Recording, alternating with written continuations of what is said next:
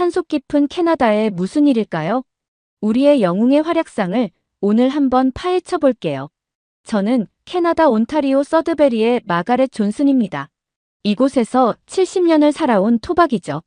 울창한 숲으로 둘러싸인 이 마을에서 평생 농장을 운영하며 살아왔습니다. 혹독한 겨울과 거친 야생동물들 사이에서 제 곁을 지켜준 건 독일산 shepherd였어요. 40년 전 남편을 잃고 혼자서 농장을 지켜왔습니다. 그때부터 저는 shepherd를 키워왔죠. 이곳은 캐나다 북부라 겨울이면 영하 30도까지 내려가고 블랙베어나 늑대도 자주 출몰하는 위험한 곳이에요. 하지만 제 개들은 늘 든든한 보호자였습니다. 마을에서는 마가렛의 개라고 하면 모두가 알 정도로 유명했어요.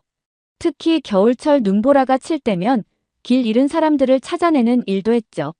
블랙베어가 나타나도 절대 물러서지 않았고 늑대 무리도 물리쳤습니다. 저희 개들은 마을의 자랑이었어요. 하지만 세월은 비켜가지 않더군요. 매서운 추위 속에서 개들을 훈련시키는 일이 점점 힘들어졌습니다. 관절염도 심해지고 눈속을 걷는 것도 예전만큼 쉽지 않아요. 그래도 마을 사람들은 여전히 저를 신뢰했습니다. 마가렛의 개라면 걱정 없다라고들 했죠. 그러던 어느 날 옆집에 한국인 가족이 이사를 왔어요. 이진수, 김미영 부부였죠. 서드베리 대학교에서 일하게 되었다고 했습니다. 처음 봤을 때부터 마음에 들지 않았어요. 도시에서 온 듯한 모습이 우리 시골 마을과는 어울리지 않아 보였거든요. 특히 그들이 데리고 온 하얀 개는 더욱 마음에 들지 않았습니다. 진돗개라고 했나요?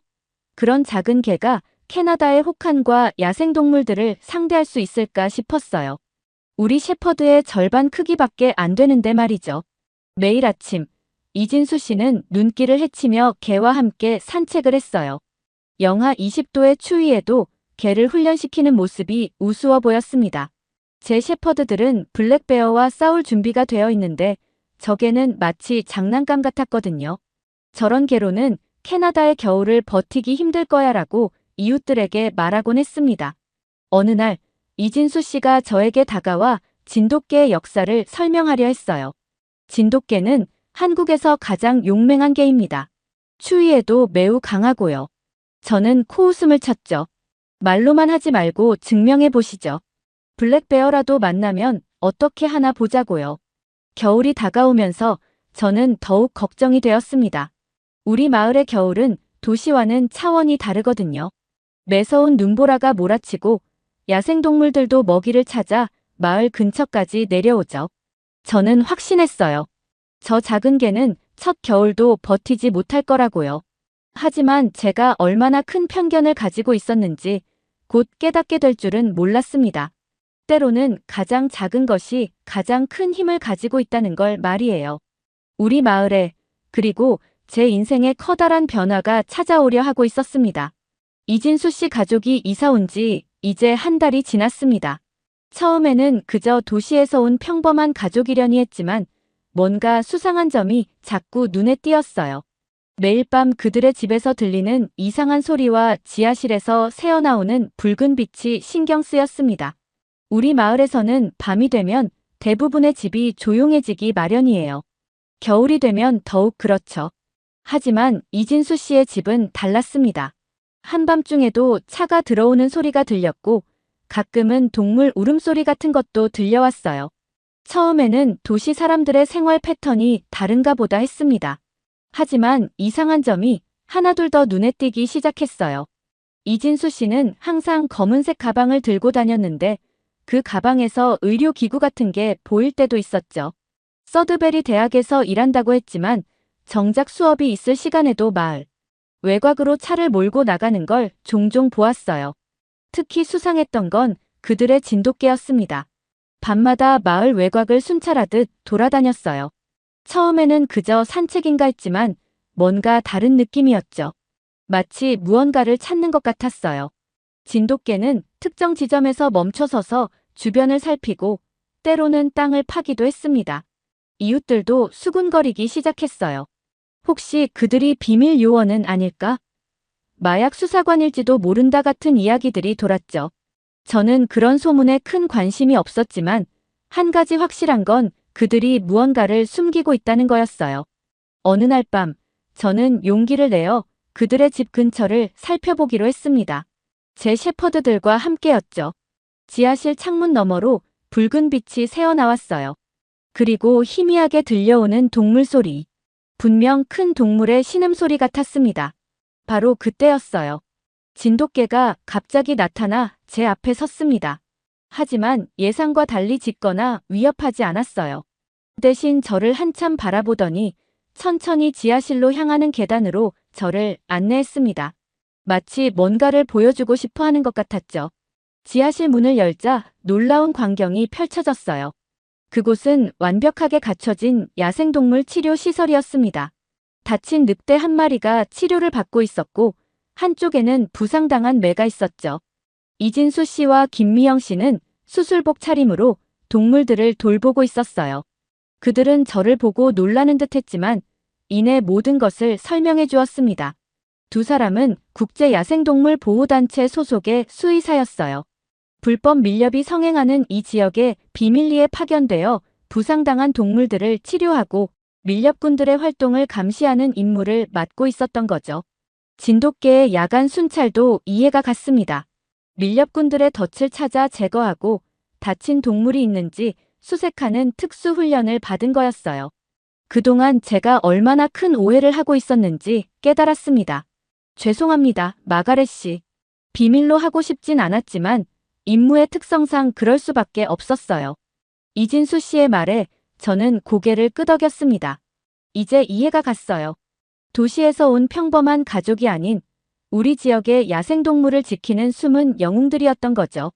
그날 이후로 저는 그들의 활동을 돕기로 했습니다. 제 shepherd들은 진돗개와 함께 순찰을 돌았고 저는 마을 사람들의 의심을 피하도록 도왔어요. 하지만 우리는 몰랐습니다. 이보다 더 큰 위험이 우리를 기다리고 있다는 것을요. 그날은 평소보다 추운 겨울날이었습니다. 아침부터 하늘이 잔뜩 흐렸고 동물들도 평소와 달리 불안해하는 기색이 역력했어요.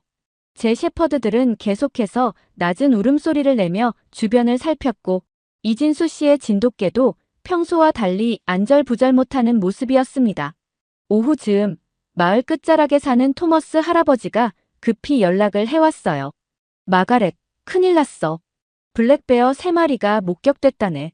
게다가 새끼를 동반한 어미곰이야. 순간 등줄기가 서늘해졌습니다. 새끼와 함께 있는 어미곰은 그 어떤 야생동물보다 위험하거든요. 저는 즉시 제 shepherd들을 준비시켰습니다. 맥스, 루나, 잭은 수십 번이나 블랙베어를 상대했던 노련한 파수꾼들이었죠. 하지만 이번엔 뭔가 달랐어요. 평소에 자신감 넘치는 모습이 아닌 긴장된 표정으로 주변을 살폈습니다. 예감은 적중했어요. 해가 지기 시작할 무렵 거대한 블랙베어 3마리가 마을 외곽에 나타났습니다.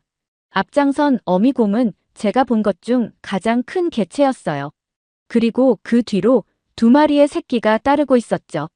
보통의 블랙베어와는 달리 도망가지 않고 오히려 마을 쪽으로 다가오고 있었습니다. 맥스, 루나, 잭, 저지해. 제 명령에 따라 3마리의 shepherd가 달려나갔습니다. 수년간의 호흡이 빛을 발하는 순간이었죠.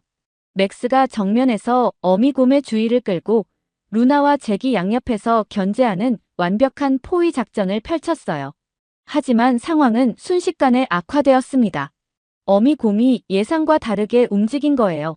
맥스를 향해 달려들 것 같더니 갑자기 방향을 틀어 루나를 강타했죠. 루나가 그 자리에서 쓰러졌어요. 맥스와 잭이 필사적으로 어미곰을 막아섰지만 힘의 차이가 너무 컸습니다. 안 돼. 제 외침과 함께 맥스마저 곰의 강력한 발톱에 맞아 나가떨어졌어요. 잭 혼자서는 역부족이었죠. 순식간에 제 shepherd들이 모두 쓰러진 겁니다. 40년 동안 이런 일은 처음이었어요. 절망적인 순간이었습니다. 어미곰이 이제 마을 쪽으로 향하려는 찰나 예상치 못한 일이 벌어졌어요. 이진수 씨의 진돗개가 어디선가 나타나 곰들 앞에 섰습니다. 하지만 공격하지는 않았어요. 대신 특이한 행동을 보였죠. 진돗개는 천천히 뒷걸음질 치며 곰들의 주의를 끌었습니다. 그리고 그때 이진수 씨가 나타나 뭔가를 공중에 뿌렸어요. 나중에 알게 된 사실이지만 그것은 특수하게 조제된 진정제였답니다.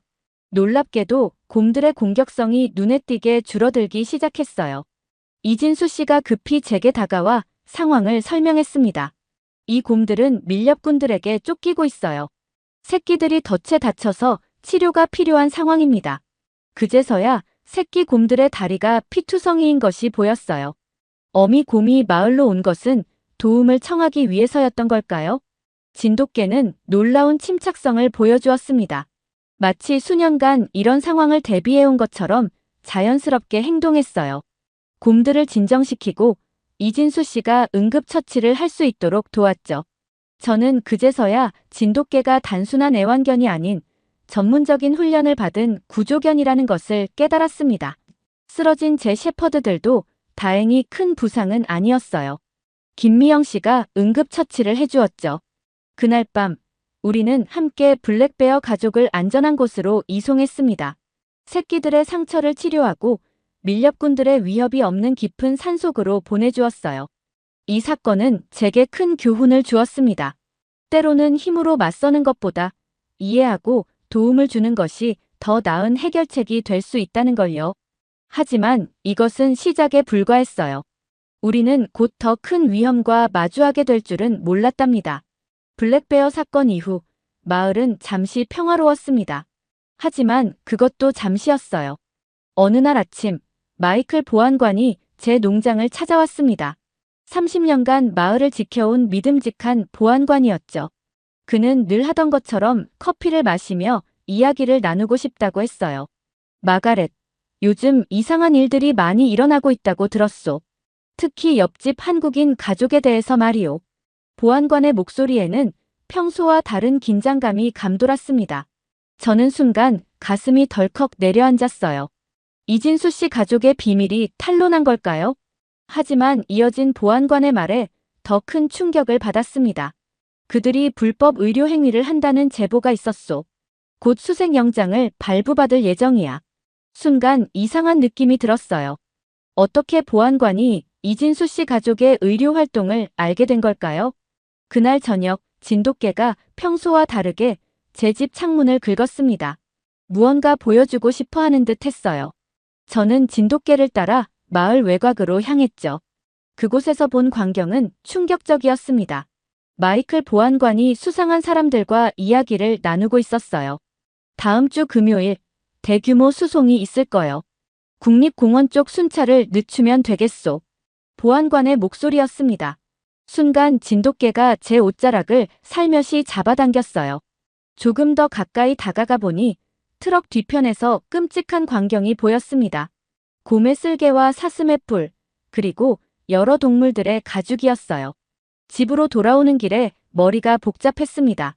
30년간 마을을 지켜왔다고 믿었던 보안관이 밀렵단의 우두머리였다니요. 게다가 그는 이진수 씨 가족의 정체를 눈치챈 것 같았어요. 저는 즉시 이진수 씨에게 연락했습니다. 이미 알고 있었습니다. 마가렛 씨. 이진수 씨의 담담한 목소리가 이어졌어요. 저희가 이 마을에 온 것도 사실은 보안관을 감시하기 위해서였죠.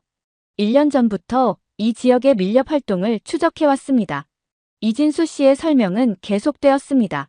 그들은 국제야생동물 보호단체와 경찰청 특수수사팀이 공동으로 진행하는 비밀 수사에 참여하고 있었어요. 진돗개는 특수훈련을 받은 수사견이었고 밀렵단의 증거를 수집하는 중요한 역할을 맡고 있었죠. 하지만 왜 저한테 이제서야 말씀하시는 거죠? 제가 물었습니다. 이진수 씨는 잠시 망설이더니 대답했어요. 사실 처음에는 마가렛 씨도 의심스러웠습니다. 보안관과 너무 가까워 보였거든요. 하지만 블랙베어 사건을 겪으면서 마가렛 씨의 진정성을 알게 되었죠. 그날 밤 저는 많은 생각이 들었습니다. 제가 얼마나 순진했는지, 그리고 우리 마을이 얼마나 큰 위험에 처해 있는지 깨달았어요. 보안관은 단순한 밀렵꾼이 아니었습니다. 그는 국제적인 밀렵 조직의 캐나다 지부장이었어요. 다음 날 아침, 이진수 씨의 집에서 비밀 회의가 열렸습니다. 경찰청 특수수사팀 요원들도 참석했죠. 그들은 다음 주 금요일에 있을 대규모 밀렵 작전을 저지하기 위한 계획을 세웠어요. 저와 제 셰퍼드들도 중요한 역할을 맡게 되었습니다. 하지만 우리는 몰랐습니다. 보안관이 이미 우리를 감시하고 있다는 사실을요. 그가 막강한 무장 세력과 함께 우리를 기다리고 있다는 것도 말이에요. 이제 우리는 단순한 밀렵군이 아닌 조직적인 범죄 집단과 맞서야 했습니다.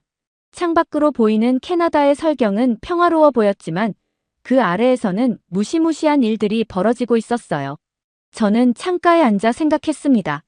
이제 진실과 정의를 위해 싸워야 할 때라고요. 비록 제가 믿었던 사람에게 배신당했지만 새로운 동료들과 함께라면 이길 수 있을 거라고 믿었습니다. 그날 밤은 유난히도 추웠습니다. 영하 40도를 훌쩍 넘는 한파가 몰아치는 가운데 저는 이진수 씨의 지하병원에서 마지막 작전 회의를 하고 있었어요. 특수수사팀 요원들과 함께 다음 날 있을 밀렵단 검거 작전을 점검하고 있었죠. 그때였습니다. 갑자기 진돗개가 심상치 않은 울음소리를 냈어요. 곧이어 제 셰퍼드들도 불안한 기색을 보였습니다. 순간 불길한 예감이 들었어요. 창밖을 내다보니 여러 대의 차량 불빛이 보였습니다. 보안관이 이끄는 무장 세력이었어요. 모두 뒤로 물러나세요. 이진수 씨가 외쳤습니다. 그러나 이미 늦었어요. 무장한 사람들이 사방에서 집을 포위했고 보안관의 목소리가 확성기를 통해 울려 퍼졌습니다.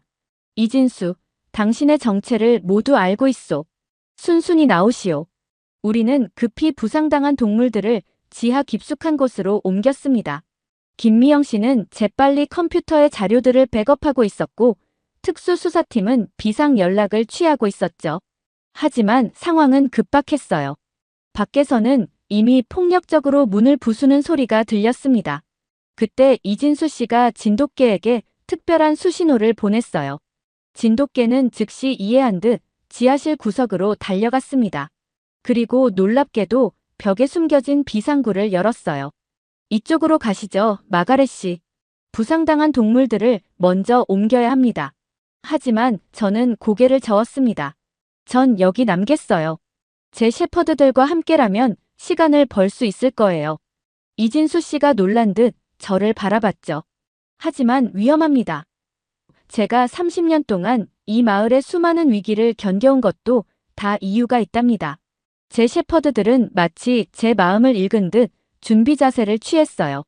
맥스는 현관을, 루나는 부엌을, 잭은 거실을 지켰습니다. 특수수사팀 요원 2명도 저와 함께 남았죠. 나머지 일행은 부상당한 동물들과 함께 비상구로 빠져나갔어요. 격렬한 대치가 시작되었습니다. 밀렵군들이 실내로 진입하려 할 때마다 셰퍼드들이 막아섰어요. 연막탄이 터지고 총성도 울렸지만 우리는 결코 물러서지 않았습니다. 우리의 목표는 시간을 버는 것이었으니까요. 가장 위험했던 순간은 보안관이 직접 실내로 들어왔을 때였어요. 그의 손에는 실탄이 장전된 소총이 들려 있었습니다. 마가렛, 이럴 줄은 몰랐소. 당신까지 그들 편이 되다니. 보안관의 목소리에는 분노와 배신감이 섞여 있었어요. 당신이야말로, 마이클. 우리 모두를 배신한 건 당신이에요. 이 마을을, 이 숲을, 그리고 이곳의 모든 생명들을. 제 목소리는 떨리지 않았습니다. 30년 지기였던 친구와 맞서는 순간이었지만 제가 옳은 일을 하고 있다는 걸 확신했으니까요. 바로 그때였습니다. 진돗개의 날카로운 짖음소리가 들렸어요. 그것은 신호였습니다. 순식간에 특공대가 사방에서 나타났고 헬리콥터의 서치라이트가 집 전체를 비췄어요. 보안관의 얼굴이 창백하게 변했습니다. 연방경찰 특수기동대다. 모두 무기를 내려놓고 항복하라. 확성기 소리와 함께 수십 명의 특공대원들이 진입했습니다. 보안관과 그의 일당들은 순식간에 제압되었어요. 우리가 버틴 시간 동안 이진수 씨는 연방경찰에 성공적으로 연락을 취한 거였죠. 체포되는 보안관을 바라보며 가슴이 아팠습니다. 하지만 그보다 더 큰 안도감이 밀려왔어요. 드디어 이 지역의 오랜 악몽이 끝난 거니까요. 진돗개가 다가와 제 손을 핥았고 셰퍼드들도 지친 몸을 이끌고 제 곁으로 왔습니다. 특수수사팀은 보안관의 집에서 방대한 밀렵 증거들을 발견했어요. 수년간의 불법 거래 기록과 국제 밀렵 조직과의 연락 내용도 나왔죠. 우리 마을은 그동안 엄청난 비밀을 품고 있었던 겁니다. 이제 진정한 평화가 찾아올 거라고 생각했어요. 하지만 이것은 새로운 시작에 불과했답니다. 더 큰 도전이 우리를 기다리고 있었거든요. 밀렵단 검거 사건이 있고 한 달이 지났습니다. 마을은 평화를 되찾은 것 같았어요. 하지만 캐나다의 겨울은 우리에게 또 다른 시험을 준비하고 있었습니다. 그날은 제가 평생 겪어본 적 없는 최악의 폭설이 내렸어요. 기상청은 아침부터 비상경보를 발령했습니다. 시속 100km가 넘는 강풍과 함께 1m가 넘는 폭설이 예고됐어요. 모두가 외출을 자제하고 실내에 머물러야 했죠. 그런데 오후 3시 끔찍한 소식이 전해졌습니다. 알죠? 호수 캠프장에 있는 학생들이 고립됐어요. 마을 비상대책본부에서 연락이 왔습니다. 중학생 20명과 교사 2명이 과학 캠프에 참가했다가 폭설에 갇힌 거예요. 더 큰 문제는 캠프장의 난방 시설이 고장났다는 거였습니다. 헬리콥터는 강풍 때문에 뜰 수 없었어요. 육로로 가는 것도 너무 위험해 보였습니다. 하지만 시간이 없었어요. 기온은 계속 떨어지고 있었고 아이들은 동사할 위험에 처해 있었거든요. 누군가는 가야만 했습니다. 이진수 씨가 먼저 나섰어요. 진돗개는 눈보라 속에서도 길을 찾을 수 있습니다. 우리 조상들이 설산에서 사냥할 때 늘 하던 일이었죠. 저도 일어섰습니다. 우리 셰퍼드들도 폭설 속 구조 훈련을 받았어요. 함께 가시죠. 구조대가 꾸려졌습니다. 이진수 씨와 진돗개, 저와 셰퍼드들, 그리고 산악구조대원 4명이 두 팀으로 나뉘어 출발했어요. 각자 구급 물품과 비상식량을 챙겼죠.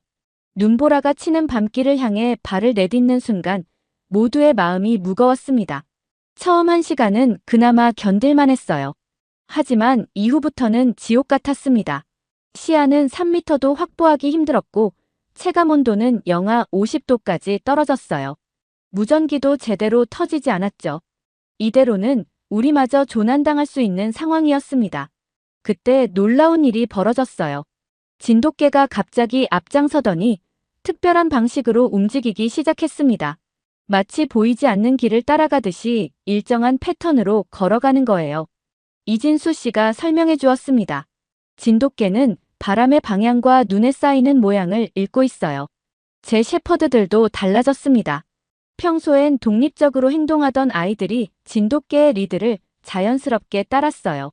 맥스는 뒤처지는 대원을 챙기고 루나는 주변의 위험을 감지하고 잭은 발자국을 덮는 눈을 치워가며 우리의 길을 표시했죠. 2시간이 더 지났을까요? 희미하게 불빛이 보이기 시작했습니다. 캠프장이었어요. 하지만 기쁨도 잠시, 우리는 더 큰 위기를 맞이했습니다. 캠프장 주변의 눈사태 위험이 감지된 거예요. 조심스럽게 접근해야만 했습니다. 진돗개가 다시 한번 놀라운 능력을 보여줬어요. 눈 위를 조심스럽게 발로 치며 안전한 경로를 찾아냈습니다. 우리는 그 길을 따라 캠프장에 도착할 수 있었죠. 아이들은 추위에 떨고 있었지만 다행히 모두 무사했습니다. 하지만 진짜 시험은 그때부터였어요. 22명의 아이들과 교사들을 안전하게 데리고 나가야 했거든요. 우리는 특별한 전략을 세웠습니다. 진돗개와 셰퍼드들이 앞뒤와 양옆에서 학생들을 보호하는 진영을 만들었어요. 마치 늑대 무리가 새끼들을 보호하듯이요. 돌아오는 길은 더욱 힘들었습니다. 아이들의 체력이 바닥났고 눈보라는 더욱 거세졌어요. 그때마다 개들이 나섰습니다. 진돗개는 길을 인도하고 셰퍼드들은 지치는 아이들 곁에서 체온을 나눠주었죠. 인간과 동물이 하나가 되어 생존을 위해 싸운 순간이었습니다. 새벽 4시, 우리는 마침내 마을에 도착했어요. 모든 아이가 무사했습니다. 의료진의 검진 결과 경미한 동상은 있었지만 생명에는 지장이 없었죠. 진돗개와 셰퍼드들은 지칠 대로 지쳐 있었지만 그들의 눈빛만은 여전히 반짝였습니다. 이 사건은 우리 마을의 역사에 길이 남을 전설이 되었어요. 하지만 저에게는 그것보다 더 특별한 의미가 있었습니다. 진정한 영웅은 크기나 힘이 아닌 지혜와 용기, 그리고 협력에서 나온다는 것을 배웠거든요. 작은 진돗개가 보여준 큰 지혜, 그것은 제 오랜 편견을 완전히 깨뜨린 순간이었답니다. 학생들 구조 사건이 언론에 보도된 후 우리 마을은 크게 변했습니다. 전국 각지에서 기자들이 몰려왔고 특히 진돗개의 이야기는 폭발적인 관심을 받았어요. 극한의 눈보라 속 영웅견이라는 제목으로 다큐멘터리까지 제작된다고 하더군요.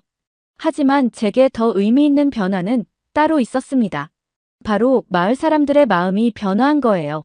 전에는 외국인이라고 수군거리던 이진수 씨 가족을 이제는 모두가 존경하게 되었죠.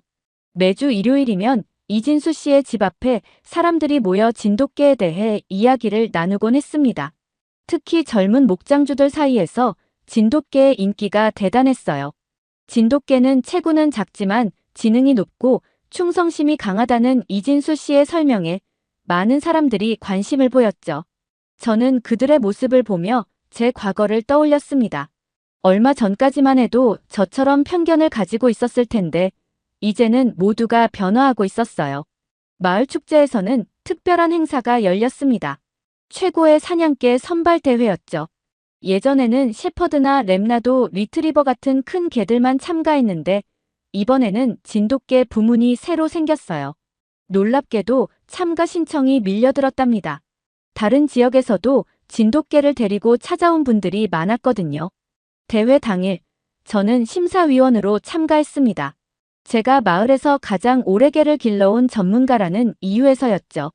하지만 속으로는 부끄러웠어요. 제가 과연 진돗개를 제대로 평가할 자격이 있을까 하는 생각이 들었거든요. 그때 이진수 씨가 다가와 말했습니다. 마가렛 씨야말로 최고의 심사위원이에요. 편견을 깨고 새로운 것을 받아들일 줄 아는 분이시니까요.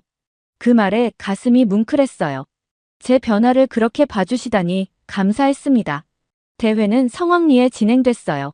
진돗개들은 놀라운 실력을 보여줬습니다. 특히 눈 속에서 길을 찾는 능력과 주인과의 호흡을 평가하는 항목에서 높은 점수를 받았죠. 저는 그들의 모습을 보며 깊은 감동을 받았습니다. 크기가 아닌 영리함과 충성심으로 승부하는 모습이 감탄스러웠거든요. 대회가 끝난 후 저는 큰 결심을 했습니다. 이제 제 shepherd들도 나이가 많이 들었고 저 역시 예전만큼 힘이 넘치지는 않았거든요. 그동안 평생을 함께한 shepherd들을 은퇴시키고 새로운 가족을 맞이하기로 한 거예요. 조심스럽게 이진수 씨를 찾아갔습니다. 혹시 저에게도 진돗개 한 마리를 분양해 주실 수 있을까요? 제 말에 이진수 씨는 환하게 웃었어요. 물론이죠. 하지만 훈련은 쉽지 않을 거예요. 직접 많은 시간을 들여야 하고 개와의 신뢰를 쌓아야 합니다. 괜찮아요. 제가 배우고 싶어요. 진돗개의 진정한 가치를. 제 말에 이진수 씨는 고개를 끄덕였습니다. 다음 날부터 진돗개 훈련이 시작됐어요. 이진수 씨는 엄격한 선생님이었지만 그만큼 자세히 가르쳐 주셨죠. 진돗개의 역사부터 특성, 훈련 방법까지 모든 것을 배웠습니다. 특히 인상 깊었던 건 진돗개와 교감하는 방법이었어요. 진돗개는 단순한 명령에 따르는 개가 아닙니다. 주인의 마음을 읽고 함께 생각하는 동반자예요. 이진수 씨의 이 말은 제 견공 철학을 완전히 바꿔놓았습니다. 제 shepherd들도 은퇴 생활을 즐기는 듯 했어요. 이제는 진돗개와 함께 마당에서 편하게 지내며 가끔 새로 들어온 동생을 가르치기도 했죠. 그들의 모습을 보며 생각했습니다. 나이가 들어 변화를 받아들이는 게 쉽지 않았지만 그 변화가 우리 모두를 더 행복하게 만들어주었다고요. 우리 마을은 이제 진돗개의 마을로 불리기 시작했습니다. 캐나다에서 가장 큰 진돗개 브리딩 센터가 설립되었고 이진수 씨는 그곳의 수석 트레이너가 되었어요. 저도 그곳에서 보조 트레이너로 일하게 되었답니다. 제 경험과 이진수 씨의 전문성이 만나 더 나은 결과를 만들어내고 있어요. 1년이라는 시간이 흘렀습니다. 우리 마을은 완전히 달라졌어요. 한때 조용했던 이곳은 이제 캐나다에서 가장 유명한 진돗개 훈련센터가 있는 곳이 되었죠. 매달 전국에서 수많은 사람들이 찾아옵니다. 진돗개를 배우기 위해서 또는 그들의 이야기를 듣기 위해서요. 제 농장도 많이 변했습니다. 은퇴한 shepherd들은 이제 편안한 노년을 보내고 있어요. 대신 새로운 식구가 생겼죠. 이진수 씨가 저에게 선물한 진돗개 희망이입니다. 이름은 제가 직접 지었어요. 우리 마을에, 그리고 제 인생에 새로운 희망을 가져다 준 진돗개들을 기념하는 의미로요. 매일 아침, 저는 희망이와 함께 산책을 나갑니다. 예전에는 혼자서 무거운 마음으로 걷던 길이었는데, 이제는 달라졌어요. 희망이는 마치 제 마음을 읽기라도 하듯, 제 걸음에 맞춰 걷다가 제가 지칠 때면 살짝 앞서가며 저를 이끌어주곤 합니다. 놀라운 것은 희망이가 은퇴한 shepherd들과 완벽한 조화를 이루며 지낸다는 거예요. 마치 오랜 가족처럼요. 특히 맥스는 희망이를 진정한 동생처럼 돌봐주고 있답니다. 둘이서 마당을 돌며 순찰을 하는 모습을 보면 마치 과거와 현재가 아름답게 공존하는 것 같아요. 마을 입구에는 특별한 동상이 세워졌습니다. 눈보라 속에서 아이들을 구한 그날을 기념하는 것인데요. 진돗개와 shepherd가 나란히 서 있는 모습이에요. 동상 아래에는 이런 글이 새겨져 있습니다.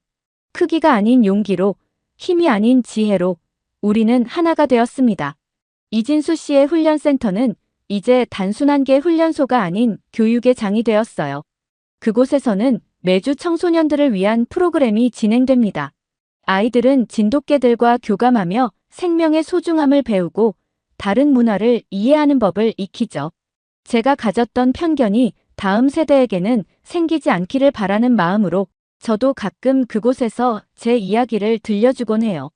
특히 자랑스러운 것은 우리 마을이 야생동물 보호의 중심지가 된 것입니다.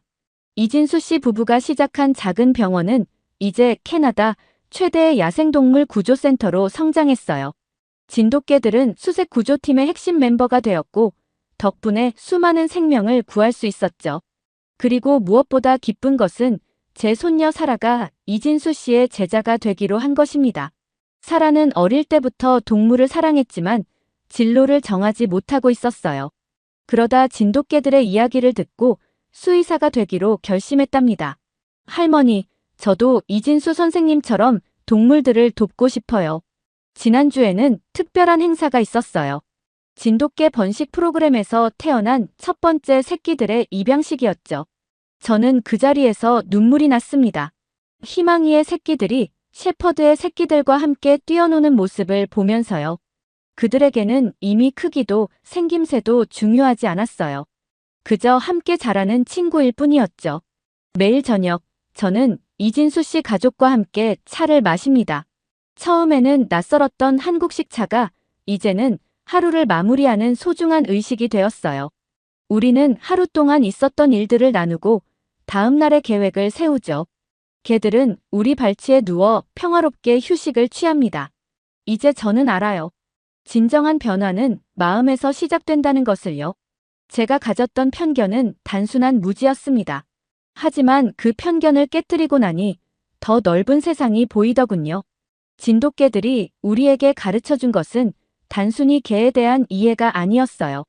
그것은 서로 다른 문화와 전통을 이해하고 존중하는 법이었답니다. 우리의 이야기는 이제 캐나다를 넘어 세계 각지로 퍼져나가고 있습니다. 작은 마을의 변화가 이렇게 큰 파장을 일으킬 줄은 몰랐어요.